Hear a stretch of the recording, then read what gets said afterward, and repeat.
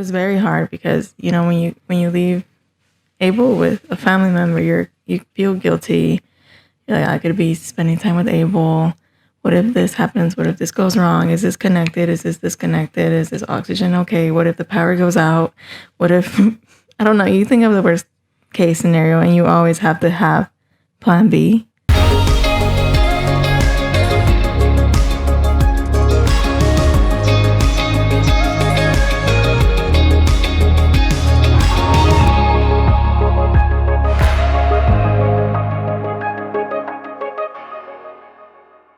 How has losing a child affected our marriage? Let's talk about that today. Yeah, that's a great question. I think for the most part, April's passing has brought us together. I feel like we've really held on to each other in these times. I agree. And, there's been a few times where maybe sometimes we feel a little distant. Your common arguments being real. Mm-hmm. Yeah, let's be real. Yeah.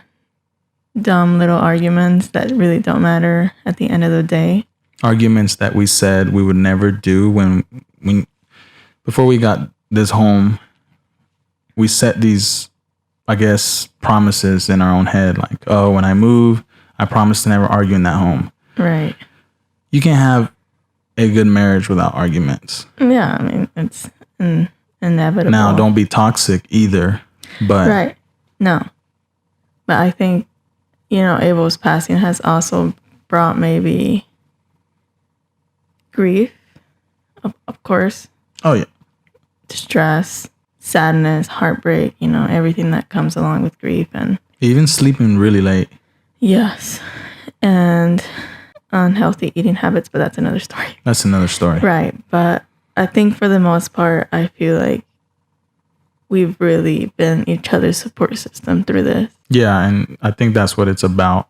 And we purposely are making this video to help those that have special need kids that are new to this world. When we first started, we had no idea already how to be parents. Right. And on top of that, how to be a parent to a special need. Yeah, and it's scary getting thrown into the NICU and into the whole medical world, And then now how like healthy parent, or not healthy parent, but healthy children, like the whole pregnancy process or the delivery process, go home like 2-3 days, typical, right? Right. And then they get that first experience of having your baby home for the first time. For us, it was 11 months, almost a year after having Abel. So that put a lot of weight. It did. It was very traumatic being really young and being first time parents. And, you get so used to the nurses doing everything for them. And then come to find out that you thought it would all end in the hospital. Oh, yes. The discharge day is something you're not prepared for because they throw all this information. You're basically having to be a nurse at home. And a doctor, just full-time parent, full-time doctor, full-time caregiver all around. In the midst of all that busyness, how did we make time for ourselves? Or could we? Right. Yeah. A few times we did, but it was very difficult because we had a lot of things to consider. Like, not everyone could watch Abel due to everything that came with him. Yeah, the whole... Right. He had a G-tube. He had oxygen. So we had nursing for a while. So whenever they would come, and the day, if we had a chance, we would take that moment. Yeah, that was a huge help. There was always a different scenario that could happen. Yes. With Abel. Right. And we had to literally train for the worst case scenario. People for the worst case scenario. And the people we trusted, which was just like 5 people maybe? No. Yeah. I think it was a solid 3 people. 3 people. Who were they? Well, I think a handful actually. Your mom? My mom, my sister. Your sister. My little brother. Teddy. Denise. And your tia. And my tia, but even then, it was my tia, because she would come and watch them. Yeah. But even then, we just had to trust. Even like leaving when we would find our anniversary or any little moment like that where we could try to get out. Right. Our minds were still home, but we just had to just trust God and be like,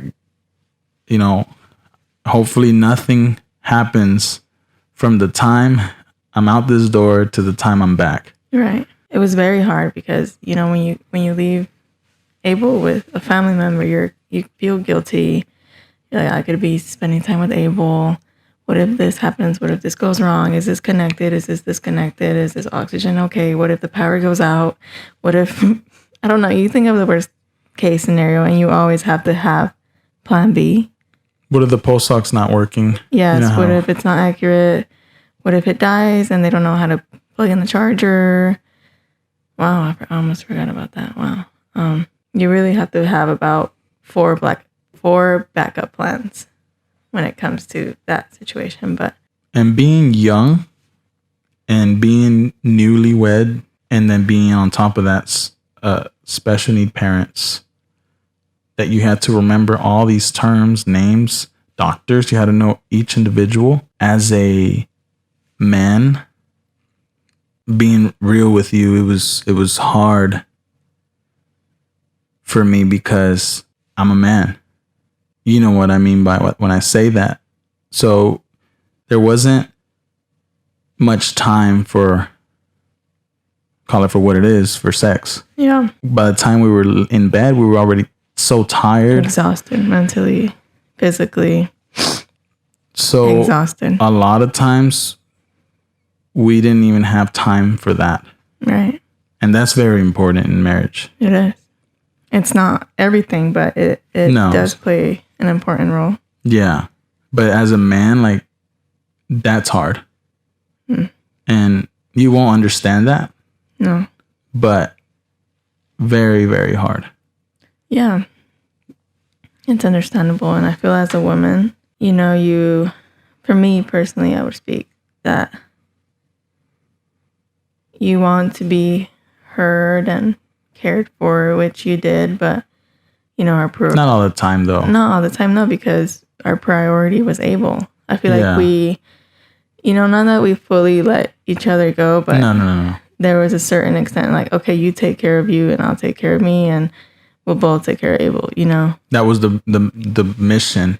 And then I had to leave, go make money, try to survive financially. And there was times where as a man, I didn't listen to you. It was very tiring. It is. Very tiring. My respects to those parents who have children with special needs. My heart and respect goes out to them all the way.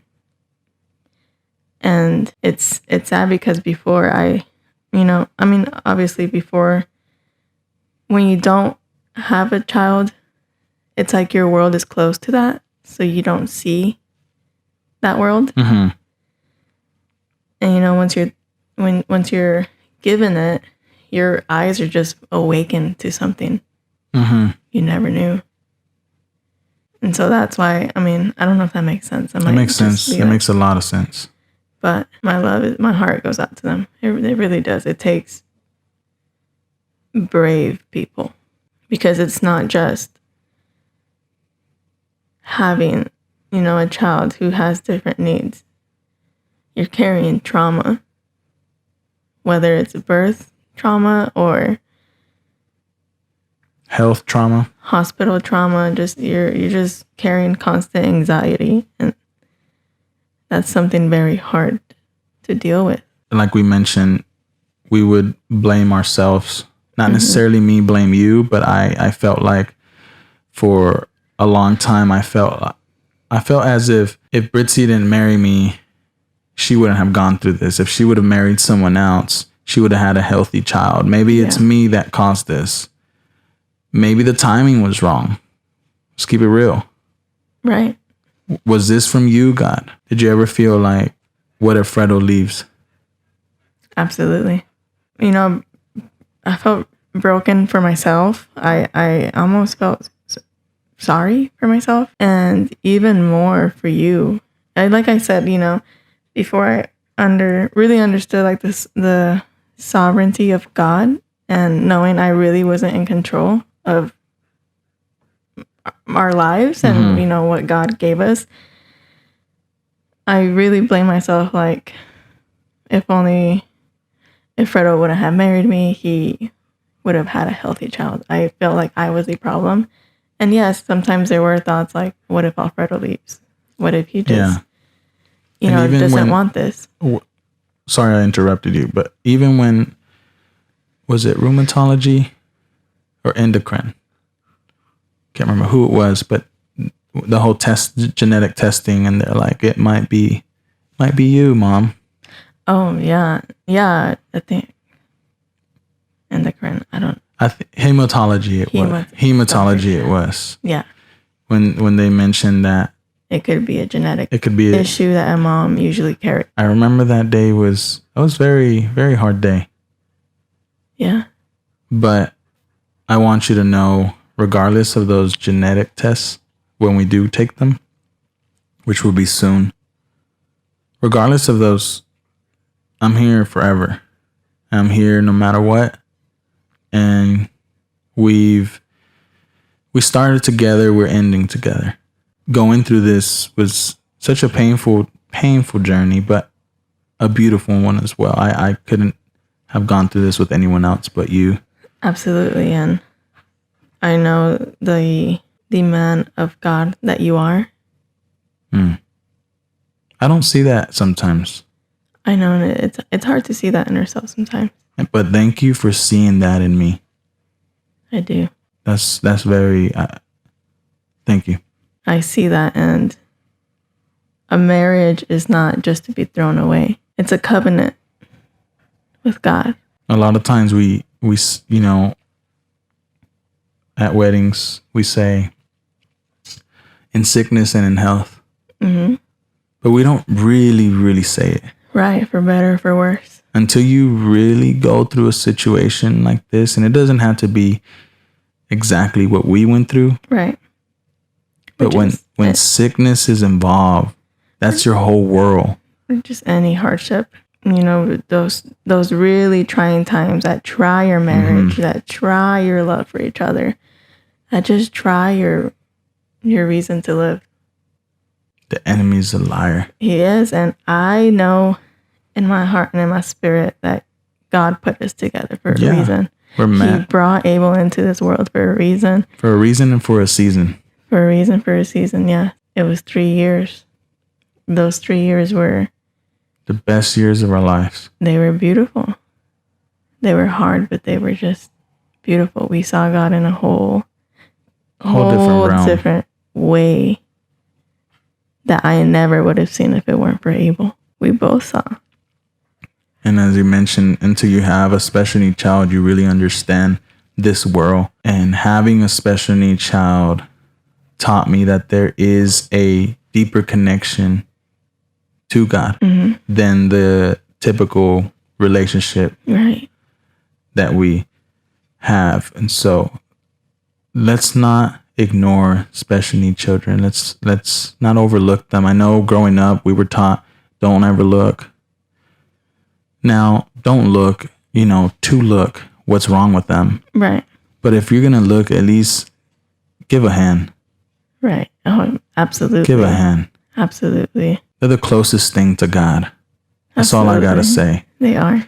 And before we end this, anybody who's grieving, they will have days where they're, on the top of the roller coaster.